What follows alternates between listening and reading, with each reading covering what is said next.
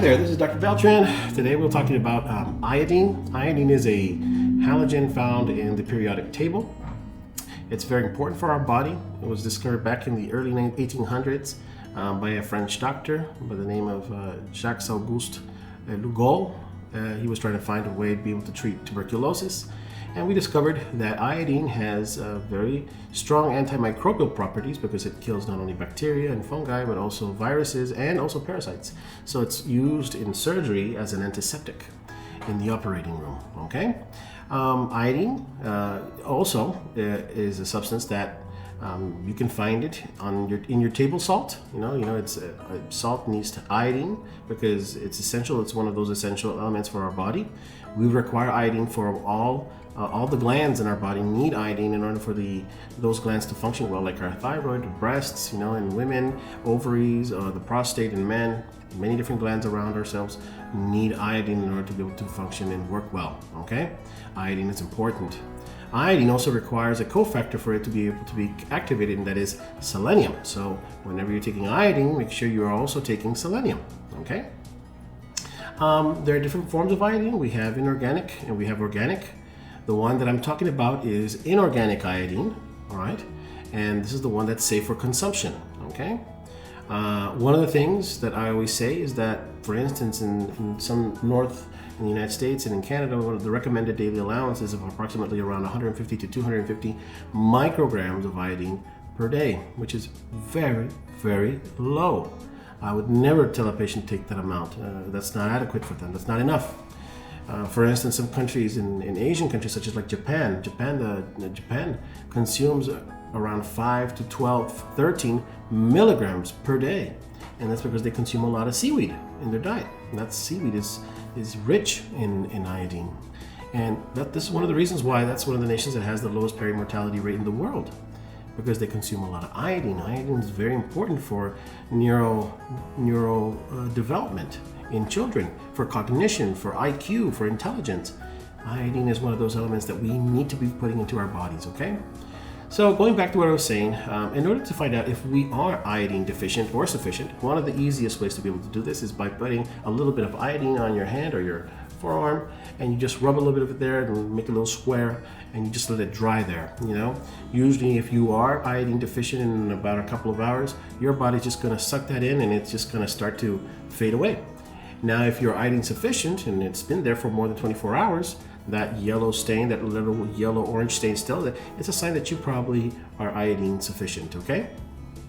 Now, there's another way to obviously be able to measure iodine in our body is by doing an iodine loading test, and that's by going to the lab and taking a little pill of Iodine, 50 milligrams. You take that orally, drink it with water, and you start doing a 24-hour urine test where you accumulate your urine, and after 24 hours, they measure the amount of iodine that's found in the urine.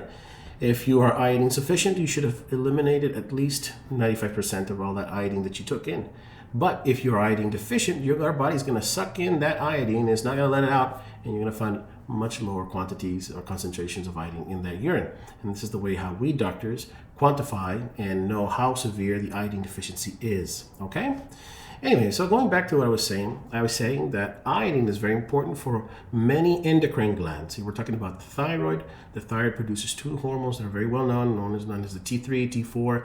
T3, the reason why it's called T3 is because it has 3 molecules of iodine. T4 has 4 molecules of iodine. The thyroid, for instance, when it starts having iodine deficiency, one of the things that we could see through ultrasonography is the presence of cysts, okay? And if this deficiency isn't corrected, they can become eventually into nodules. And if this does not correct, eventually will become cancer. So iodine deficiency can lead to cancer on the long run. Same thing is for women, for instance, who have fibrocystic disease of the breast. Women who have a lot of pain, they palpate, they feel like a little lump, and they do an ultrasound, they find that there's a cyst or there might be a little adenoma, a fibroid in there that's causing a lot of pain, especially when they're using their bra. So that might be a sign that they have iodine deficiency. Another thing might be women who have, for instance, polycystic ovarian syndrome. These are patients who have issues with their menstrual cycle. It's irregular. Sometimes it doesn't come every 3 months, and they might have a little bit of acne as well, have problems with fertility. That's a sign of iodine deficiency, okay? And in men, perhaps they might be having problems with the prostate, enlarged prostate. That's a sign of iodine deficiency. So whenever I see all of these things, patients who have problems with their thyroid, with the breast, with the ovaries, with the prostate, on, is a sign of iodine deficiency, is a possible sign of iodine deficiency, okay? And here's the thing, when I recommend supplementation with iodine, it's important to recognize that iodine comes, the solution, Lugol solution that I was just mentioning a little bit ago, that was discovered by this French physician by the last name of Lugol. It has a concentration, it's called Lugol at 5% solution. You can buy this probably online. There's no need of a prescription for this. It's over the counter. It comes in a combination of elemental iodine at 5% associated with potassium iodide at 10%, and this is what this is all mixed together in distilled water, and this is what we call the Lugol solution, 5% Lugol solution. Okay, so you would be getting a 5% Lugol solution, putting 1 to 2 drops of this solution into 100 milliliters of water, and this you can go ahead and take that every day early in the morning.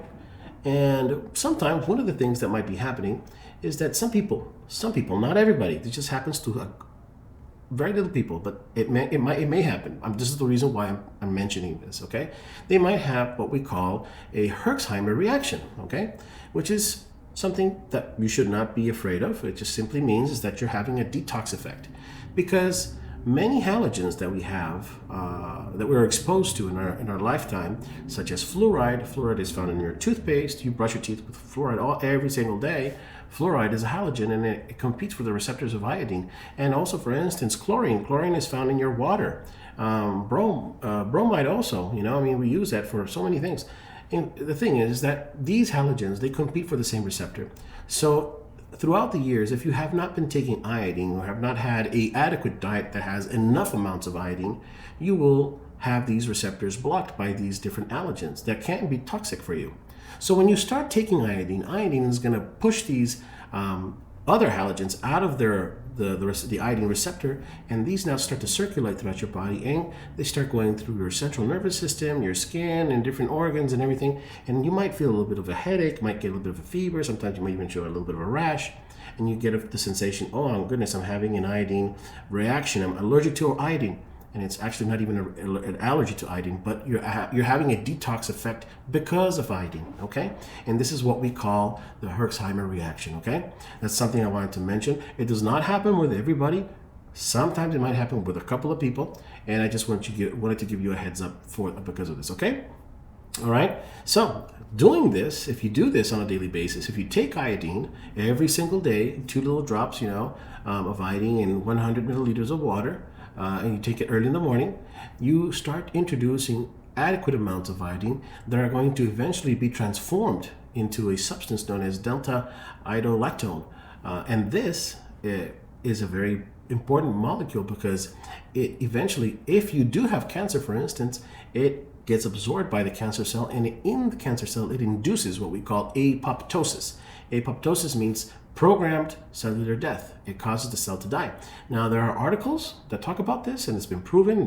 There's an article that's been written back in 2010. You guys can read on that. It's nothing new. This is old news. Just some people just haven't heard of iodine for some reason.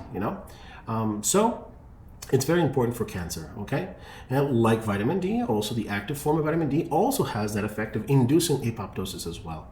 So one of the things that I see in patients who do have cancer is that they're iodine deficient and vitamin D deficient. That's a common denominator, okay? And this is obviously a cause of one of the there are many reasons that causes cancer, right?